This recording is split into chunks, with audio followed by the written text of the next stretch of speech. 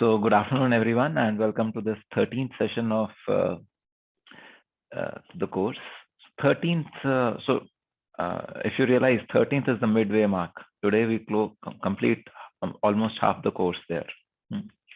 And in terms of this course, in terms of course content, what we are going to discuss, we're actually covered almost 60%, if not more, of the course by the end of the day today. Okay, because a lot of part towards the second part of the course we'll be spending on project and project refinement and stuff like that, where I will be working with you to help you refine your work. So this is a significant milestone today, and I hope that the course is coming along fine for you guys. So I looked at the mid-semester Opine feedback, and the things appeared to be fine. There was no specific feedback of the change in mode of teaching or anything like that. There was a request for the slides, which I have been anyway sending across. The slides until end of standard solutions are already shared on Google Classroom. So there was not much feedback there. Is there anything that you would want to share now? Or everything is coming along fine? How is it for you guys?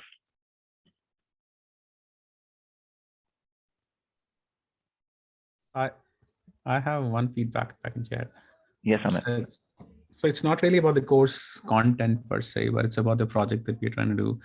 One of the things I'm feeling is that, when we zero in on to a problem statement that we almost have now done, it's actually far too technical in a domain which is not ours. So, and I'm just thinking that how much in detail, like for example, if I were to build a functional model of it, identify components of components, it's way too hard because I'm not an expert, not even close to an expert, right? So that's the challenge I'm facing. So I see that. So can we take a simpler problem in this big gamut of problems that you're working on? So I'm sure the system that you have picked up that has many loopholes or many things which are not there. Instead of picking up the entire system in one go, can we pick up smaller problems? yeah, we actually picked up like smaller problems, and then when you say smaller problems, I kind of read it as some specific problems. Like for example, the broad problem that and let me know when I'm wasting the time of the class. So the broad problem statement that we kind of narrowed down to was how to have solar panels embedded in the car paint, so self-charging the cars through heat when it's on, it's in parking or it's in motion. So that was like a top level statement. And then a more narrowed down version of that statement now becomes that how do we have a low cost on, let's just say, high surface area, low cost, and a high energy to weight ratio of the solar paint. Now that is way too technical given our expertise area. So yeah, so when I say smaller, so this then is a big problem because this is not in your expertise area. Look for another problem in the big scheme of things. See, in reality, when you will apply these schemes in your workspace, or for example, even for your startup, you would automatically screen out things which are out of your purview, is it not? You will focus on things which are relevant to you. You will typically not pick up problems like climate change. You will pick up problems which are, okay, why is my circuit not working, or why is this particular algorithm taking so long? So most of the times when you will apply these schemes, they will be within your domain. So the solutions will also be within your domain. But even then, for example, the solution, one of the reasons of algorithm or some flow taking too long is that the incoming bandwidth or the bandwidth that you have, on-chip bandwidth that you have available or something is limited. So you can't really do much with that. All that you then you can't pick up bandwidth as a problem that you want to solve. You just pick up the problem of your data shaping as to what kind of data transactions do I want from the system. If I reduce the number of transactions, then the bandwidth problem I will bypass. Am I right? Yep. So in typical systems, when you will apply these methods, you will be within scope. Now, since you pick up big problems, you have reached at places or identified problems for which you are definitely not the experts. I understand that. That is where, pick up something which could be more comfortable. But at least in terms of ideation, you have ideated, and you have come up with ideas which could be, life-changing, or which could completely change the way we live life in the future. Is it not? Yeah, exactly. Yeah, I think that is correct. Now, from the point where you start thinking of solutions, that's where the road becomes difficult. So yeah. So again, since you picked up a problem on paint, if you are chemical engineers, the solutions methods that we are now looking into. So in the last class, we looked at technical contradiction matrix for applying inventive principles. Today, we will look at physical contradictions and how to apply principles by using physical contradictions. In tomorrow's class, we will look at how to apply standard solutions. Now, standard solutions will not cover in too much detail, but we'll just touch upon them.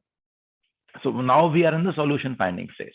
That is where these solution finding phase of the class should be able to help you.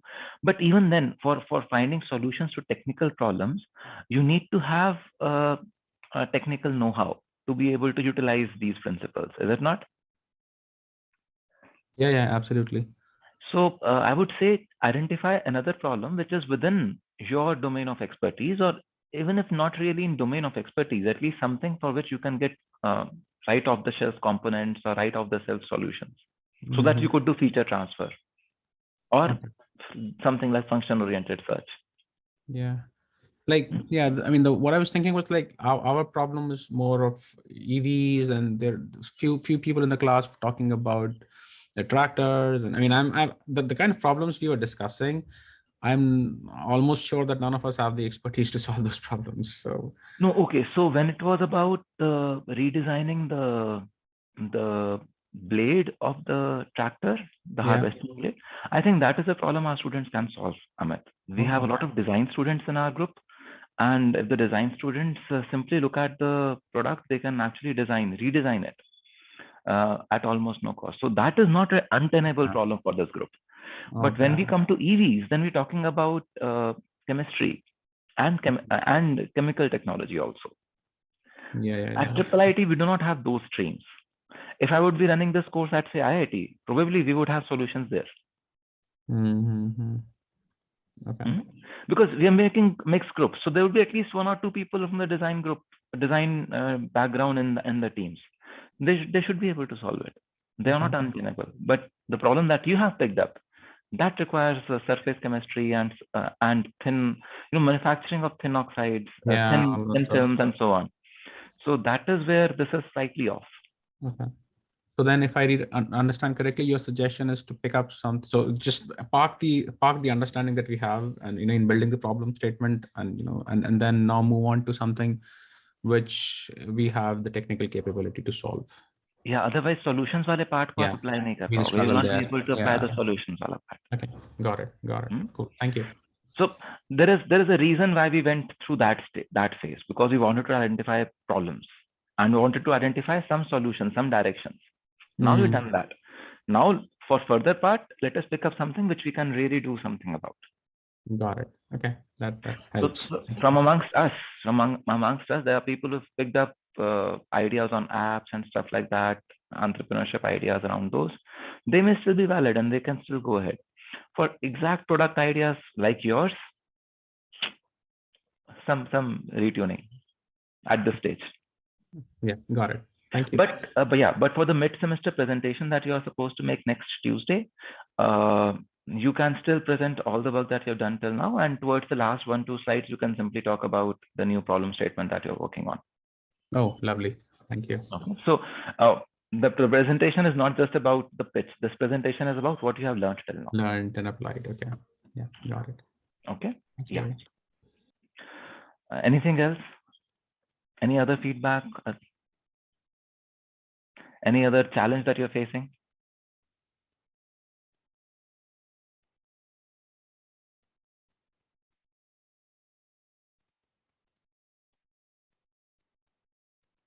Okay, great. So then let's start with the next method, the next way to apply inventive principles. So we are still on the method of applying inventive principles as were identified by Altshuler. And the next is using physical contradictions. So last time we looked at technical contradictions. What is technical contradiction? Can someone remind me?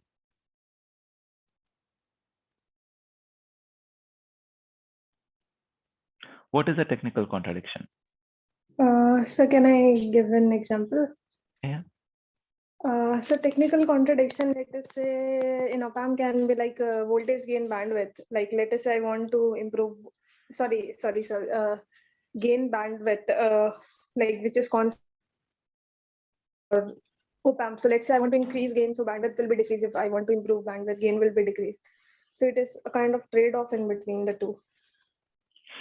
So yeah, thank you, Shanvi. This makes sense. Anyone else who would want to refine this further? Give another example or refine the definition further? Your definition is right. Contradiction as in like in memory design or circuits, if we want to improve one parameter, the other parameter degrades. Or so they are contradictory to each other. If we increase one thing, or for example, the speed, the area decreases or something like that. Yeah. So not just in memories, anywhere. The contradiction means that there are multiple parameters that are associated with any product. As you try to improve one parameter, another desirable parameter starts to degrade. So you have to kind of, as an engineer, you just optimize. And then what does the technique? Yeah, Soumyadeep. Like we had that in the bicycle chains, right? Flexibility and rigidity both. Yeah. So what do you want to do then? You would want to, so how does technical contradiction matrix help in such cases?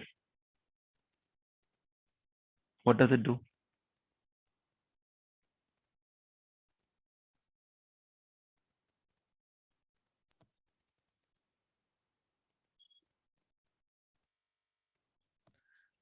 Basically, based upon the methods, based upon the problem which we are facing, it provides us 2-3 ways in which it can be improved, like methods in the sense like segmentation or other methods which were proposed by Altshuler. So they were not methods, Shana, they were inventive principles. Yeah. So he listed down 40 inventive principles after he studied those more than 2 lakh patents.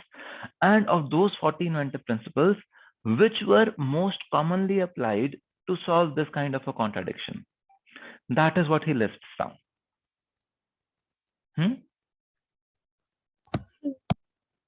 So now what you do is, instead of now looking at a big space of 40 principles, you're only looking at which one of these 3, I just need to apply 3 or 4 of them. So your overall effort gets reduced. So that is the benefit of applying technical contradictions.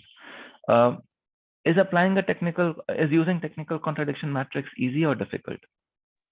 It's easy, I think, because we have 2 parameters, one on row and one on column, and then we find whatever the cell value is, and there are 2 or 3 ways, and out of which we can find which will work the best for us. Yeah, so it's very easy, because the situation that you have at hand, you simply need to talk about it. If I do this, then this improves, that degrades. That is all you need to do. You just need to formulate the problem in such a way that you talk about, if I do this, then this improves, that degrades. If, then, but. That is the format that we talked about. So that was the specific technical contradiction. How do you convert it into generic or typical technical contradiction? What is a typical contradiction?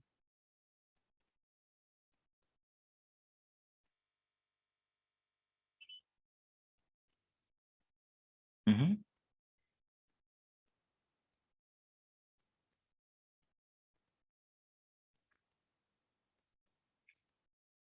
So Shanvi gave a contradiction. She said that if I increase some transistor size, the gain of the amplifier increases, but the bandwidth reduces.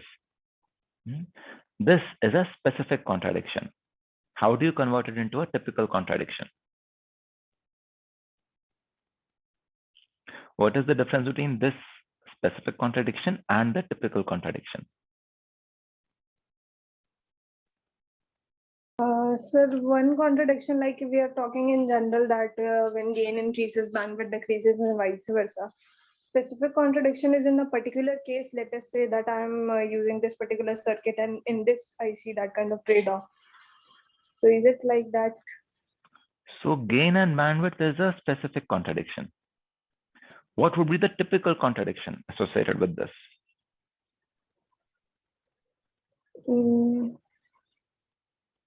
So like working can be improved only till a certain degree, let's say. Contradiction has to be if then but format. Oh, okay, sir.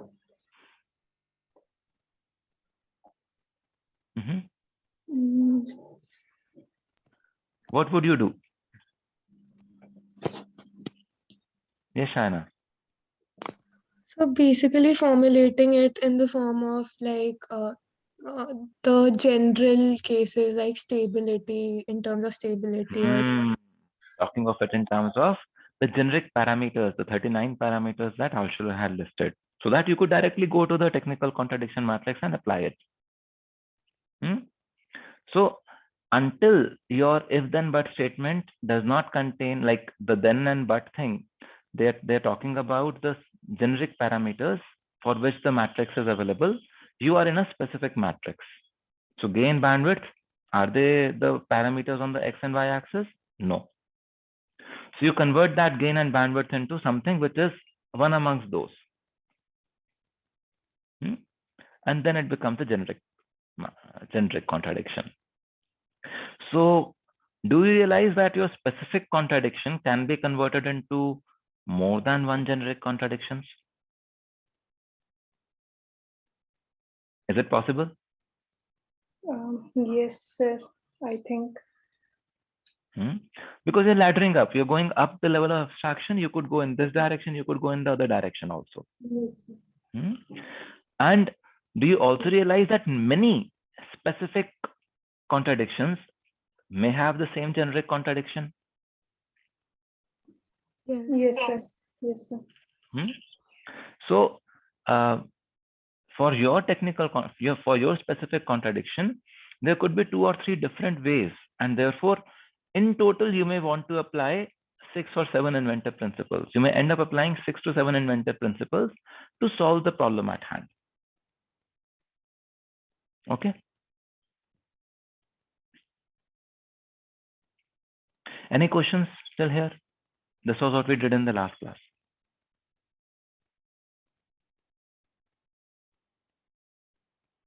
Great. So then we look at how to apply how to use physical contradictions to identify which inventive principles to apply. Okay. So what do you mean by physical contradiction? Anyone? Any idea? What do you mean by physical contradiction?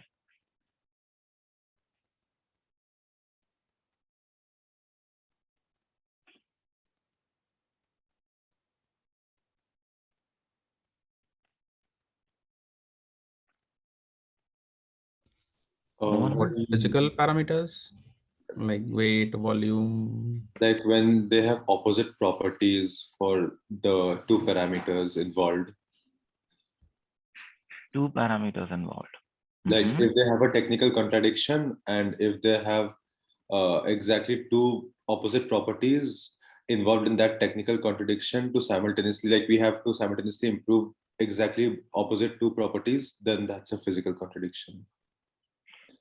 Very interesting. Thoda sa example though. Can you give an example?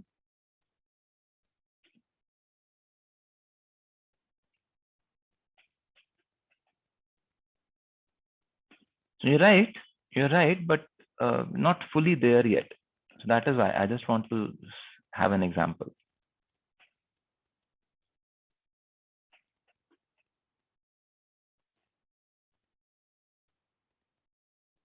Like in that same bicycle chain example only, we can say that if we increase flexibility, the strength might decrease, and if we increase strength, the flexibility might decrease. So thank you. Thanks a lot. So this actually helps. So what we are saying is, when we say that there are physical contradictions, what we intend to say is that there are two justified opposite requirements placed on a single physical parameter of an object. What is important to realize is that every technical contradiction exists because of an underlying physical contradiction. We will just look at the examples, but the problems or the physical contradictions are solved by what is called as separation principles. We separate the opposite requirements in space, time, system subsystem, direction, or relationship. So now let's look at what this means. So a physical contradiction is a situation in which an engineering system demands contradictory values from the same parameter. For example, to improve the quality of nail penetration, the hammer should be made heavy. But to be able to handle it well, it should be light. Am I right? If it's very, very heavy, you will not even be able to lift the hammer. How about hitting a nail? So you want it to be light. Now it is the same parameter. What is the parameter? Weight of the hammer. And you want it to be heavy and you want it to be light. Are you able to see the contradiction? Yes, sir. So when same component, same parameter, there are two justified contradictory requirements. That is when you have arrived at a physical contradiction. Every technical contradiction comes because there is an underlying physical contradiction somewhere. So if you're able to identify that, then you can apply these principles. There are three ways to solve physical contradictions. As I just mentioned, separate the contradictory demands. Another could be satisfy them, somehow satisfy them. They are contradictory in nature, but still you could be able to satisfy them. We will see. Or simply bypass contradictory demands. So let us first look at separating contradictory demands. We separate contradictory demands by answering these 5 questions. So the hammer should be heavy, the hammer should be light. Where should the hammer be heavy? Where should the hammer be light? Okay, when I am hitting the hammer, when it hits the nail, at that point it should be heavy. Where I am holding it should be light. Okay, let us think about it. Then separation in time. When should it be heavy? When should it be light? Okay, when I'm doing this, then it should be light, but when it hits, it should be heavy. Can I do this? I don't know. Separation in relation. For the nail, it should be heavy. For me, it should be light. Separation in direction. Can I separate in which direction it should be heavy? Or in which direction should it be light? And then the fifth is separation in system level. Now for this, there is no key question. You just see, could the properties actually be separated from microsystem to super system level? Can you transfer some of the requirements, one of the contradictory requirements, to either the micro level or the super system level? There is no key question. It is just that, can we do it? And if we can, we apply the separation and system level solutions. Okay. Let us look at this separation in space. So if two contradictory demands are required in different locations, that is separation in space. And the principles that you use for solving them are segmentation, taking out, local quality, nested doll, asymmetry, and another dimension. So tell me one thing. How many of you have used the tech optimizer tool or the matrix yet? Have you seen the 40 inventive principles? Those of you who have seen the 40 inventive principles, at least made an attempt to search for them or identify them. Can you just put a +1 in the chat window?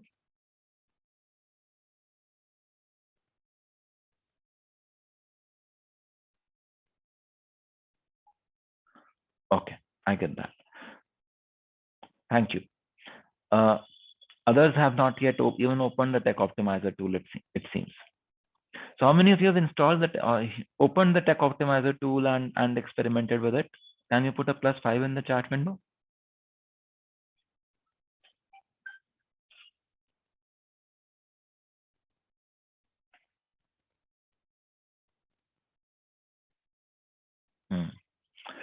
So I think as project teams, you're not yet at a stage where you are looking at finding solutions to your problems. That's why you've not even tried to open the tech optimizer tool.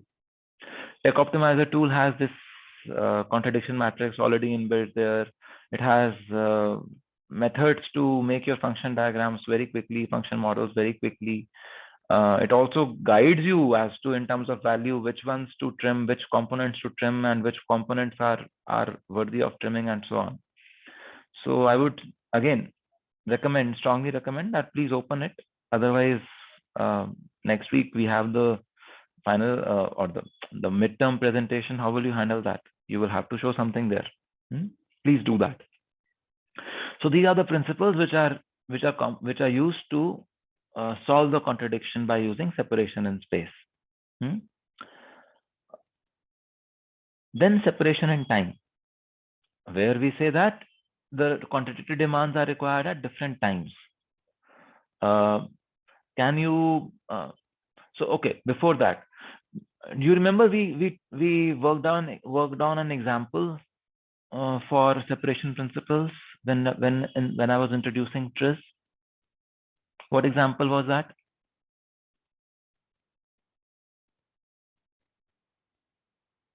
You would bore a log into sand, into frozen soil. Yaad hai? Yes, sir. Yes. Sir. So when do you need the log to be sharp? Or where do you need the log to be sharp? The head of the log to be sharp? Or while digging, like while fixing it penetrates inside. Okay. So see, you realize when you are answering this question, I asked where, and you responded while. At the bottom, most at the tip.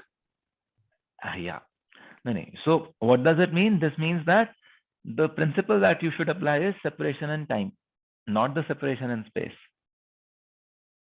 Whereas you could have said, okay, when the log is on the surface or at a depth higher than what I want it to be, it should be sharp so that I can continue to dig. When I have reached the required depth, it can be blunt. Are you able to see this? The answer could be in terms of where also. Where is it required to be sharp? Where it is still going down. Where is it blunt? Where it has reached the required depth. So if you apply one of these principles over here, what would that be? You know the solution already, is it not? The solution was put something in between. Put something in the, what do you say? In the head of the log, and then blow that dynamite away. So what inventive principle is being applied there?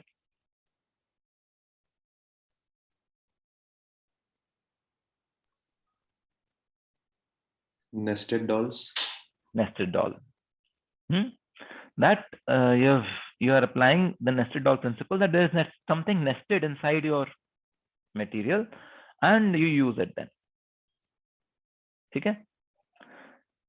So next we come to separation in time. They are separation in time, and the inventive principles that are used to solve this kind of a problem are preliminary anti-action, preliminary action, in advance cushioning, dynamics, and discarding and recovering. So now let us experiment with the same problem. You said when I'm digging, it should be pointed. When I'm not digging, it can be blunt. Huh? So what principle, which of these principles could have taken you to the same solution that was used there? The first one. Preliminary anti-action. Why do you say so? So because action taken while boring and when it is down there is different, because first we want it to be sharp, then we want it to be blunt. So if it was like preliminary anti-action, matlab, I want it to be blunt, but that blunt I will ensure later. So for that, to be able to do it later, I need to take some anti-action now. I need to make it sharp, and I would add some material inside so that it becomes blunt later. Okay. This could also be called as preliminary action. Basically, you prepare for something later. Okay. So embed the explosive within the logs. This is the same problem that you're talking about. Embed the explosive within the logs. Blow it once the desired boring is done. So you could say it is a nested doll principle, or you could say we have already preempted this problem and we have already taken appropriate action before even putting the log inside. You with me? Any questions till here? So for separation in time, we had one principle which was, so could you please move back to the previous slide? Slide? Yeah. So this discarding and recovering, can it not be this one? Can be. See, once you know the solution, you could say this inventive principle was also used. Going back is always easy. Going forward is the problem. Right. Do you see this? Yes. Going forward is the problem. Vapsi mein to you can always connect it to any principle. Right. So yes, it can be this. But discarding and recovering is typically meant for example, if you are running a program, you put some data inside your L1 cache or something like that, you brought some data, and then you don't need this data after some time, so you discard it. If you need it again, you will access the memory again and you will bring this data again. That is typically like discarding and recovering. So because in this one we are discarding the sharp edge and then recovering to get. You're not recovering the sharp edge again. Okay. This is for reusing. This is for reusing this inventive principle. So again, if you will open the Tech Optimizer tool or use the inventive principles handouts or anything, you will see that all these principles are explained with a few examples. That will make these, otherwise so एक word से आप कितना कुछ, you can imagine so many things out of this one word. What did Altshuler mean? He has exemplified it with 3 or 4 embodiments. Each principle he has done that. So it will be easy for you to understand what discarding and recovering means. Okay? Yes, sir. So what I will do is I will also share on Classroom another sheet which has the description of all these inventive principles. So even if you're not open the Tech Optimizer tool, you can look at that sheet to get the reference there. Okay. Okay, thank you, sir. So now we come to separation and relation. What do you think? What was the key question for separation and relation?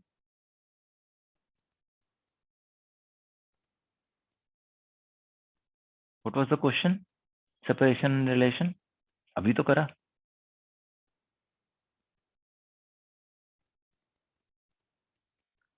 we would answer the question for whom. So separation and relation meets, or if the contradictory demands are required for different components of the super system or something like that, you say, okay, for the person at hand, this is what is required. For the nail, something else is required. So you're talking about separation and relation.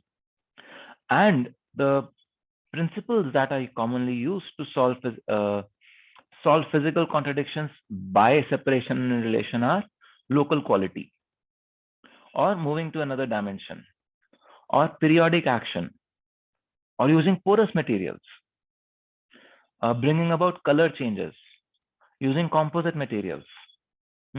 All of these are separation and relation. So for example, composite material, the material that is facing the inside is giving one property and one chemical property. The material on the outside is giving the other chemical property or other physical property. Porous materials can be used such that in those pores that you have, you could fill something else. For example, one chemical, this is the base chemical, but in these pores you are filling something else, so that the property of the other chemical is also available, which can be a solution to the second requirement, and so on. So this is about separation and relation.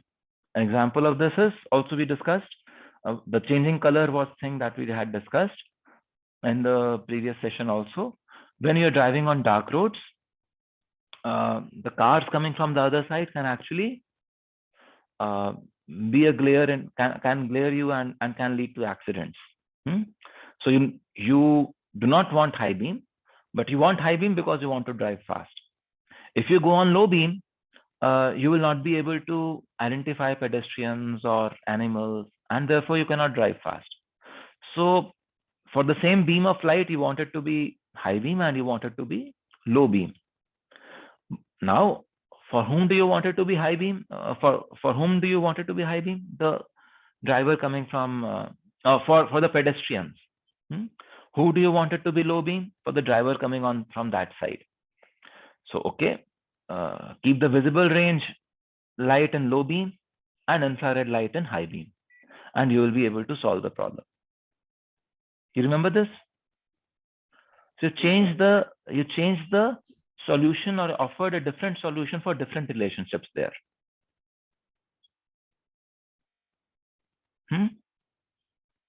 And which inventive principle have you used? Which inventive principle have you used? Different dimension.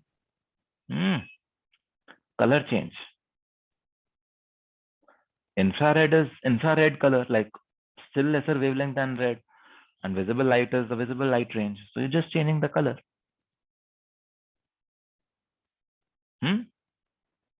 Yes. Okay. So then separation and direction. If the constructor demands are anisotropic in nature, that is, in one direction you want one behavior, in another direction you want another behavior, then you can use these principles to solve the problem. Asymmetry, curvature, parameter changes, another dimension, color changes, and so on. You want to look at an example? For example, a baby's diaper. What do you want? It should have low hydro resistance to collect the liquid, but should have high hydro resistance to prevent leakages. So what is the solution there? What is the solution? You say when the water is coming from this side, it is able to see less resistance, but when water has to go out, it sees much more resistance.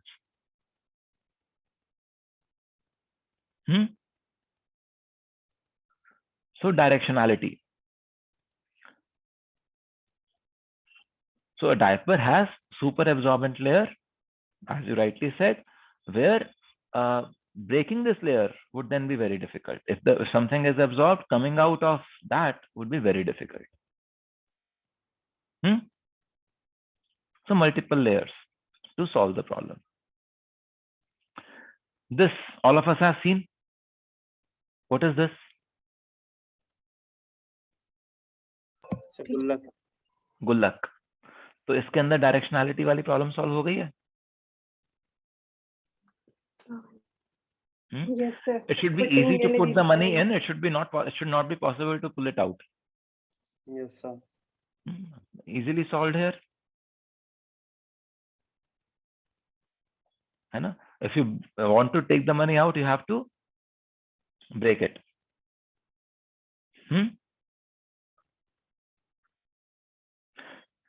So the next way to handle these contradictions is separating at system and supersystem level.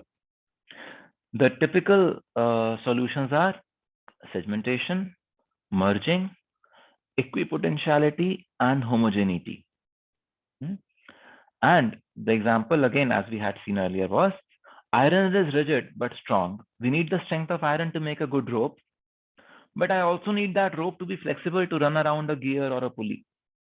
So solution was segment it into smaller nuggets so that the chain is strong, but it is also flexible. Are you able to see this? Any questions?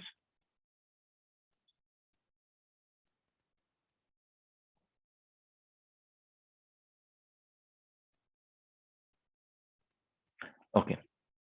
So until now, we were looking at separating contradictory demands. Let us also look at satisfying contradictory demands. How do we satisfy contradictory demands? So if you want to, if you cannot use any of those separation methods, then we have to see if there is a possibility to satisfy both the demands. If you're not able to separate, so when we were separating the demands, we were still satisfying both the demands. Do you realize this? Yes. We were already satisfying. Now we are saying we are not able to separate, but even then we want to satisfy.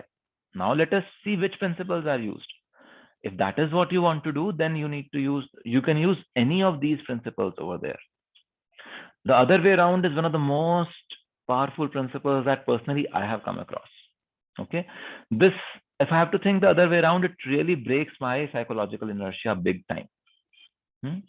So you look at these inventive principles to be able to solve the problem. Let's look at an example. So swimmers need to train for long distance events. And so what do you mean? What do you need? You need that the swimming lane, the length of your pool should be very long so that you can run 1500 meters in one go or something like that. But you cannot have such big swimming pools everywhere, can you? No. So you use the principle of the other way around. You say, by the analogy of the treadmill, again, you can run kilometers in a treadmill, but you're standing in one place only. In a space of 10 meter by 10 meter, you could be running 1 kilometer, 2 kilometers, 7 kilometers, all of that in a space of just 10 meter by 10 meter. So can we use the same analogy for swimmers? Yes, you could have a tread swim where the water flows.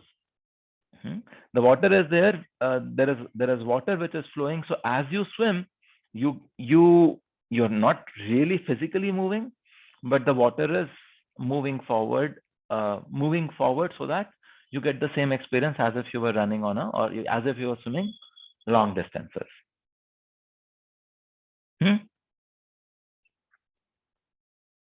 So do you realize this could not have been done by any of the other separation principles? You needed this space. In the same space, it has to be long and it has to be small. At the same time, it has to be long, it has to be small. It is for the swimmer that it has to be long, and again for the swimmer also it has to be small. So you could not have done anything else. And that is where you're satisfying both the demands by using the principle of the other way around. Okay, are you able to see this? Any questions?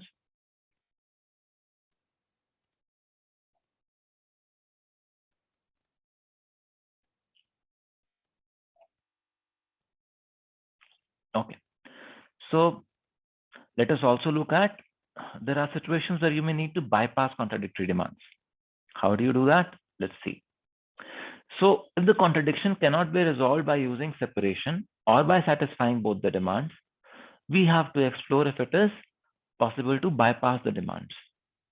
So you look at new solutions which make the contradiction irrelevant. Yes? Sir, from the previous PPT, so every time do we need an analogy to compare and then No. to answer that? Since you So told us that we need yeah. an treadmill. Yeah, yes, sir, please. Yeah. So over here, I just gave this analogy because okay. Yeah, I gave the analogy because all of us are very well versed with the concept of a treadmill. You don't need it. I just gave this analogy just to bring home the point that this principle is used not only for the swimmers, it is also used for runners, it is also used for other people. So instead of swimmers, I could have simply used athletes or runners over here.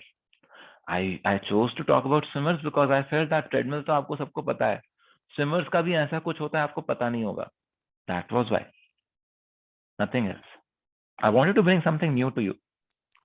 Answer अगर किसी का solution ही अगर कुछ ना हो तो फिर उस सिचुएशन में क्या करेंगे if you don't have anything to compare with तो उसी के ऊपर आ रहे हैं. You bypass the contradictory demands.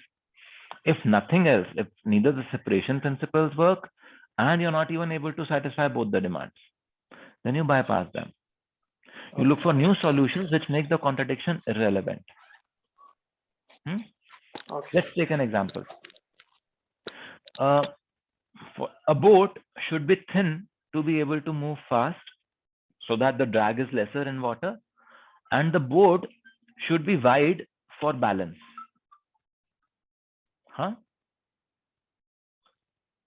Do you understand these two demands? That if the boat is wide, it is much more balanced. Is it not? It will be very difficult to topple it. But if the boat is very thin, it is easy to topple it. How many of us have done boating? Put a +1 in the chat window. Ever sat in a boat?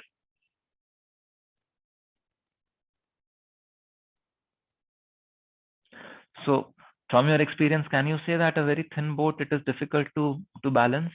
And if it's a wide boat, then it's stable? Can you say that? So Rutvik is saying it has to be stable. It should be wide first. That is the first priority. Speed it has to be stable. Otherwise, it will topple. It will capsize. So very true. Stability is a very key criteria. And we want to still move fast. So one of the ways to bypass this is, for example, a hovercraft. So what is happening here? It has a mechanism so that it does not go deep into water. In fact, it just hovers above water. It pushes a curtain of air, or curtain winning, I would say, a pura surface of air. It pushes so that it rises above the water, and then through these propellers, it moves forward. So now the contradictory demands do not even arise. You do not need it to be thin at all, because you're not even in water. Are you able to see this? Yes, sir. So you come to a completely new paradigm. That's a paradigm shift that you look for. How can I remove one of these problems at all? Oh, if I was to travel on water but not inside water, how could I do that? Oh, I could float on water by pushing, the water down, or pushing on the water so that I am always levitating. You heard about magnetic levitation? What does it do? Yes. It raises the train above the track, so there is no friction now. See, until the time that the train is touching the track, you need some friction so that the train can, until there are wheels, you need friction so that the train would move forward. Is it not? But you also do not need friction so that you can move forward. so that you can move fast. Do you see? It's a contradiction. At the same place, same time, same objects. And maglev solves that. Magnetic levitation solves that. Just today I was reading that in China they developed a maglev train which is 600 km/h. It would reduce the time between Beijing and Shanghai to 2.5 hours from the present 6 hours or something like that. So that is also bypassing contradictory demands. Now the contradictory demands don't even exist. Okay.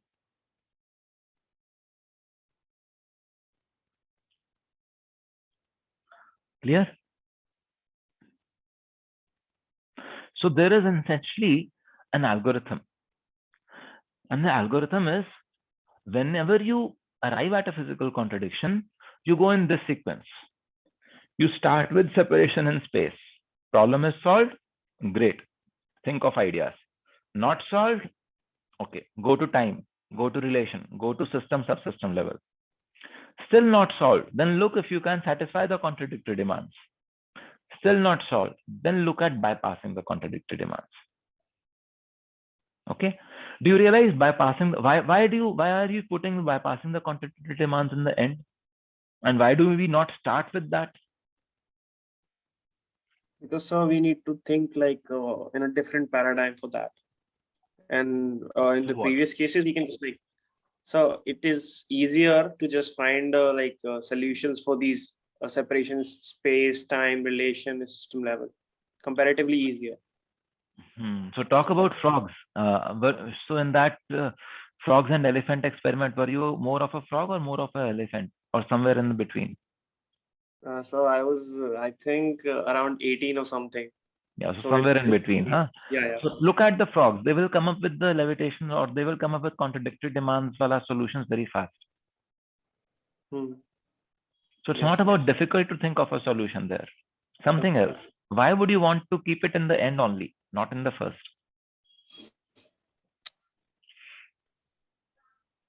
Probably because it would require major system changes, which would lead. Yes, it is a disruptive idea. Paradigm shift, complete change in paradigm of how to solve the problem. It's a major disruptive idea, and you would need to rebuild the entire systems. Even though there is a solution, it will take a lot of time to make it running. So while China has made this train at 600 km/h, the thing is that they need to also make the track now. Train bana lena and track. And now, implementation means now you need to completely rebuild the entire track. 1500 kilometers ka track banana padega, and it's not simple. It takes time and energy and resources. It cannot run on the same tracks that existed. Whereas if you were separating in space or in time, you do not need to change the super system at all. Are you able to see this?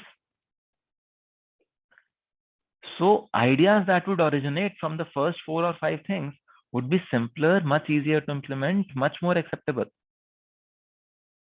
Bypassing contradictory demands, paradigm shift we are talking about. The answers could be disruptive or would usually be disruptive. Therefore, it will take time to implement.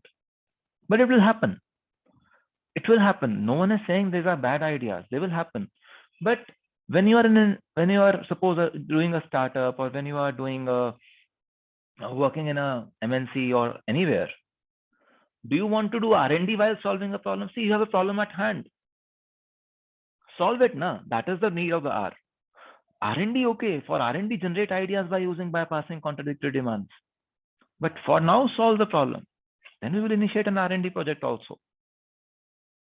Are you able to see this? The importance of following this sequence, why this comes in the end and separation principles come in the top. Any questions about that?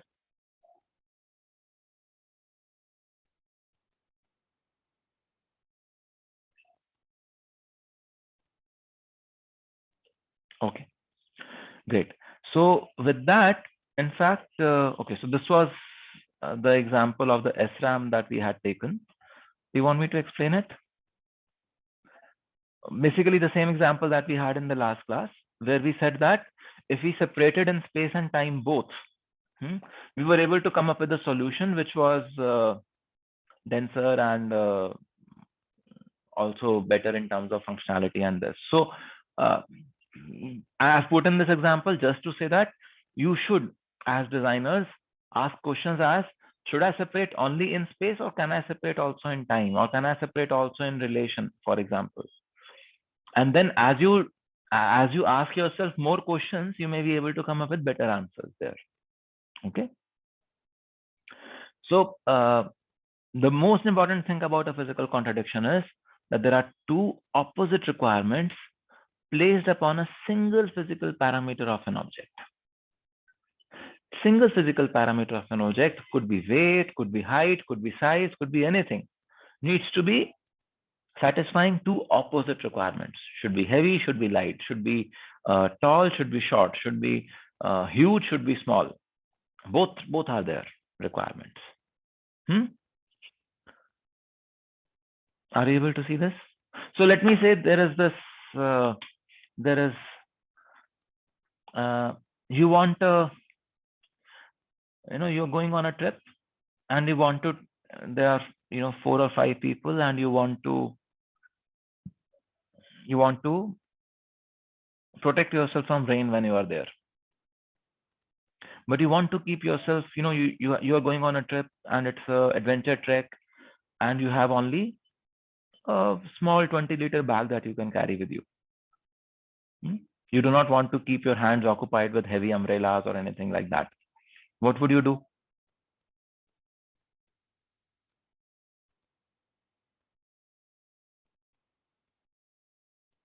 How would you, so you want it to be, so there's the problem is that you want to carry some gear which would protect you, and that gear should be big enough so that it protects you from rain. But you do not want it to be big enough because you want to carry it along with you. It should be very, very portable and should not be big enough. Otherwise, how will you trek on the mountain? So what would you do? I mean, we can just wear it. Okay, but गर्मी लगेगी.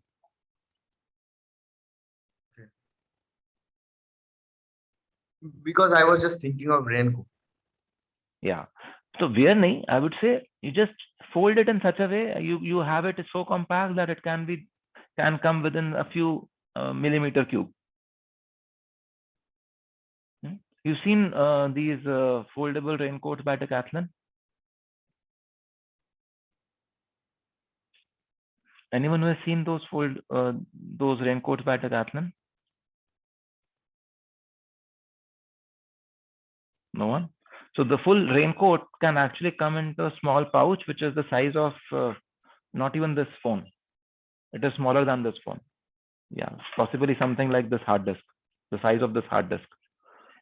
It would be like that, and it can fit in an entire raincoat for an adult can fit into this kind of a space, this kind of a volume.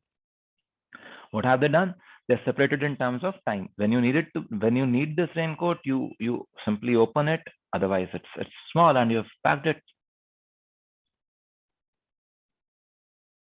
Okay. So with that, I don't want to go further to the standard solutions there now. We will touch upon standard solutions tomorrow.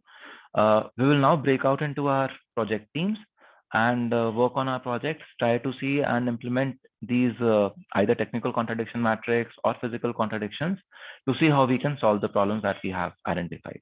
Okay, so I'm opening the breakout rooms and I'm also stopping the recording of this room. You with? So just let me know and I will be happy to help. Is there anything like that you want my help with?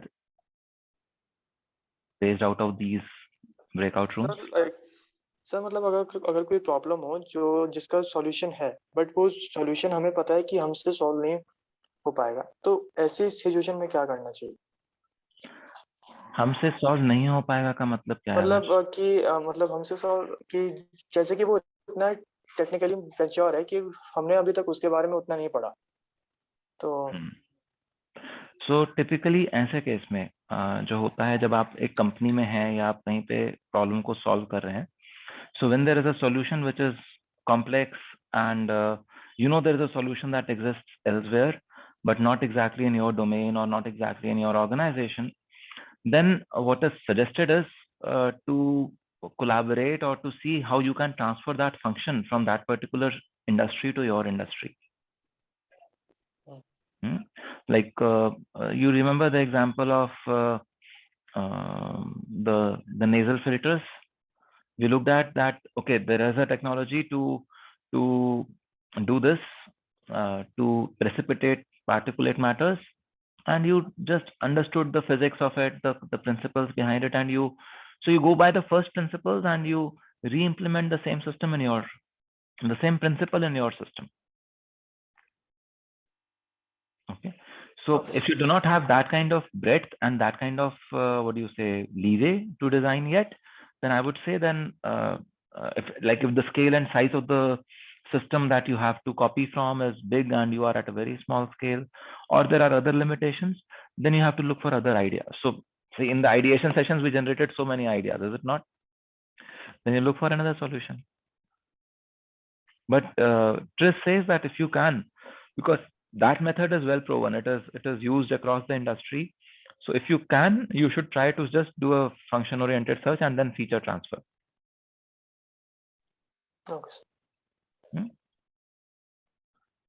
Okay. Anything else? And sir, अगर कोई solution exist करता है and अगर उस solution को बिल्कुल copy कर ले, तो is it ethical or is it not?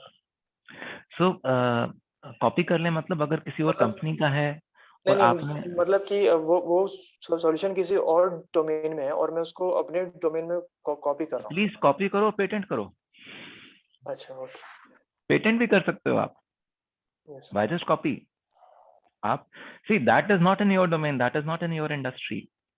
So applying some other domain's knowledge into your industry, into your domain, into your industry is like it could be a seminal contribution to your industry. So please patent it also, protect it, so that at least you earn the royalty.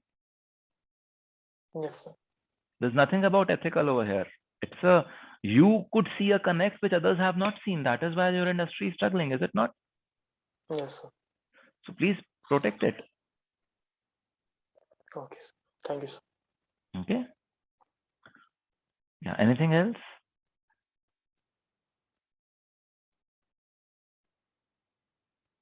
Okay, guys. So there are no further questions. We can close the class here. We'll meet tomorrow and we'll look at standard solutions. Okay. Bye-bye.